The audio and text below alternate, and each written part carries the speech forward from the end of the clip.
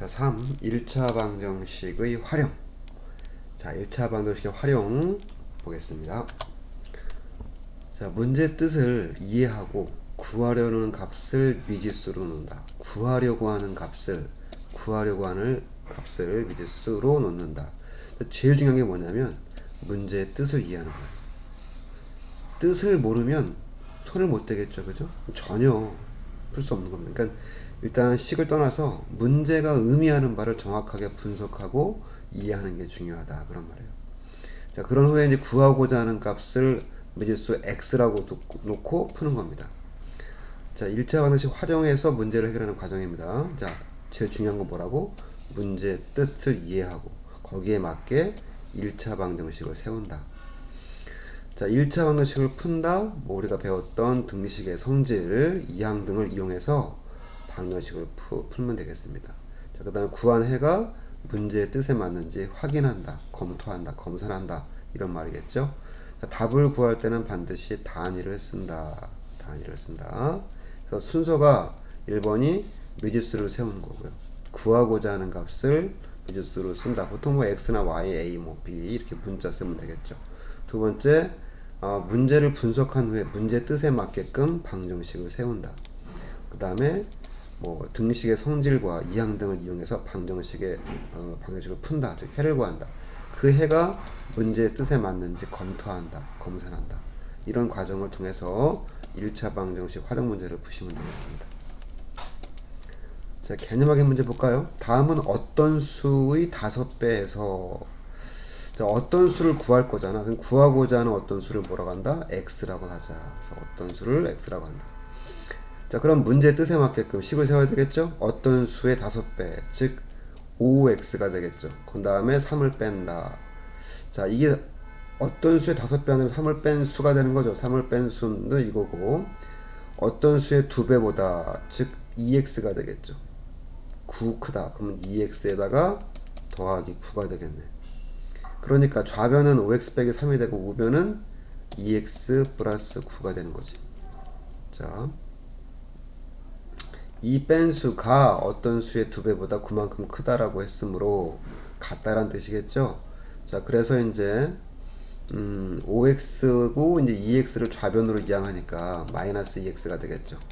자, 그리고 마이너스 3을 우변으로 이항하니까 플러스 3이 되겠지. 자, 그래서 좌변은 5 빼기 2, 3x가 되고 우변은 9 더하기 3 하니까 12가 돼서 x는 4가 된다. 자, 그러면 이제 확인해 보죠. 4의 5배에서 3을 뺀 수는 4, 5, 20에다가 3을 빼니까는 17 되는 거고, 자, 4의 2배, 그럼 8이잖아. 거기다 9를 더하니까 17 되는 거죠. 자, 기억과 니은이 같으므로 구한 해는 문제의 뜻에 맞는다. 그래서 검산 과정까지 마친 겁니다. 자, 이런 순서대로 여러분들이 앞으로 1차 방정식 활용 문제를 해결해 나가시면 되겠습니다. 자, 필수예제 1번 볼게요. 연속하는 두 짝수의 합이 26일 때 두 짝수 중 작은 수를 구하라. 그럼 그 두 짝수 중 작은 수를 구할 거니까 구하고자 하는 수를 x라고 하자. 그러면 x가 되는 거고, 그럼 얘가 x면, 작은 x면 그 다음에 짝수는 뭐가 되는 거야? 이 수보다 2가 큰 수가 되겠죠. 연속하는 두 짝수의 합이니까 이걸 더한 것이 26이다, 이런 뜻이겠죠. 문제의 뜻에 맞게끔 식을 세운 거예요.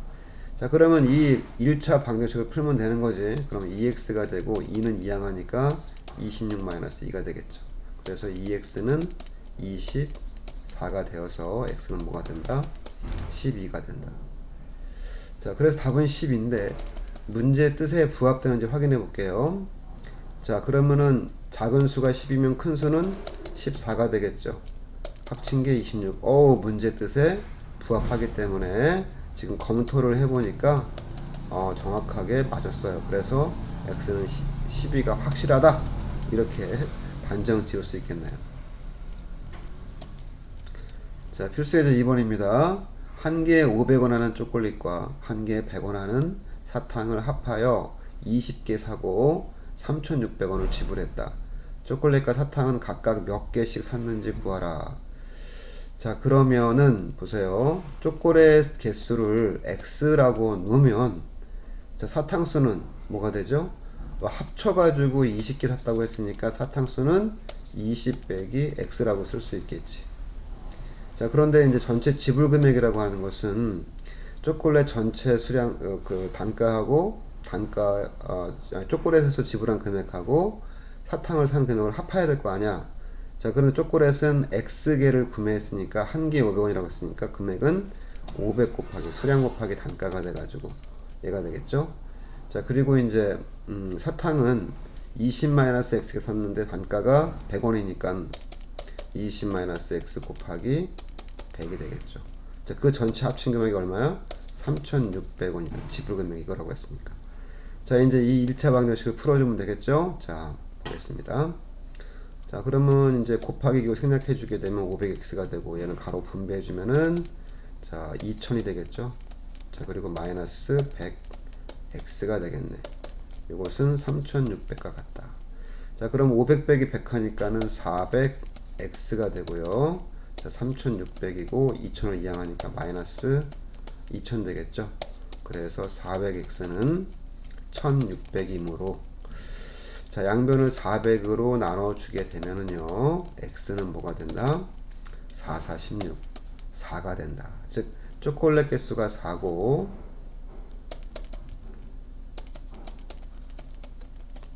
자, 그 다음에 그러면은 사탕수는 뭐가 된다? 사탕수는 20 빼기 4를 해서 16개가 되는 거죠. 자, 그래서 답을 쓰실 때는 초콜릿은 4개 그리고 사탕은 16개를 구입했다. 이렇게 정리하시면 되겠습니다. 자, 필수 예제 3번입니다. 둘레 길이가 20인 직사각형이 있대요. 자, 그러면은 또 가로 길이가 세로 길이보다 2cm가 더 길대.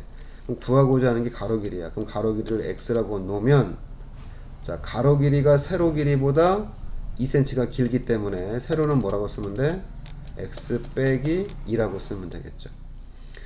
자, 그러면은 둘레가 20이라고 했으니까 자, 지금 이런 거잖아요. 직사각형이 이렇게 생겼어요. 자, 그러면 둘레라고 하는 것은 가로 더하기 세로 또 가로 더하기 세로 아니야. 자, 그러면은 가로 더하기 세로는 얼마가 되는 거야? 20의 절반인 10이 되겠죠? 자, 근데 가로가 x였고 세로가 x-2였잖아. 합친 게 10이란 뜻이겠네. 그러면 2x가 되고 마이너스 2 양하니까 플러스 2가 돼서 12가 되겠죠. 그래서 x는 뭐가 된다? 6이 된다.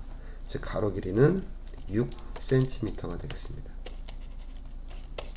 자, 단위 꼭 쓰세요. 자, 그래서 정답 쓰실 때는 가로 길이 물었기 때문에 가로는 6cm라고 정리하시면 되겠습니다. 자, 필수 예제 4번입니다. 학생들에게 공책을 나눠 주려고 하는데 한 학생에게 5권씩 나눠주면 2권이 남고 6권씩 나눠주면 3권이 부족하다고 한다. 다음 물음에 답하자. 네모 안에 알맞은 식을 써놔라. 자, 이거를 이제 나눠줬는데 남는다 부족하다. 과부족 문제라고 합니다. 자, 과부족 문제를 풀 때는 지금 여기서 학생 수랑 공책 수가 나오는데 두 개를 비교해서 수량이 적은 쪽 학생 수를 여기서는 x라고 놓는 게 맞는 거예요. 그래서 한 학생한테 공책을 5권씩 주면은 2권 남는다고 했으므로 공책 수는 자, 5 곱하기 x 그러면은 학생 x명한테 5권씩 준 거죠. 근데 2권 남으니까 뭐 해야 돼? 더하기 2를 해야 전체 공책 수가 나오겠지. 자, 그리고 6권씩 주면은 3권이 부족하다고 했으니까 자, 6 곱하기 학생 수인데 3권 부족이니까 마이너스 3이 되는 거죠. 자, 그런데 이렇게 표시한 공책 수와 이렇게 표시한 공책 수는 다른 게 아니죠. 같은 거죠. 자, 그래서 일정하다 이런 뜻입니다. 5x 플러스 2하고 6x 빼기 3은 같은 공책 수를 의미하는 거예요. 자, 그러면 6x고 5x를 이번에 이항해 볼까요? 마이너스가 되겠죠. 그러면 2 더하기 3이 되고요. 5는 x가 돼서 아, 학생 수는 5명이 되는구나 라고 이해할 수 있는 겁니다.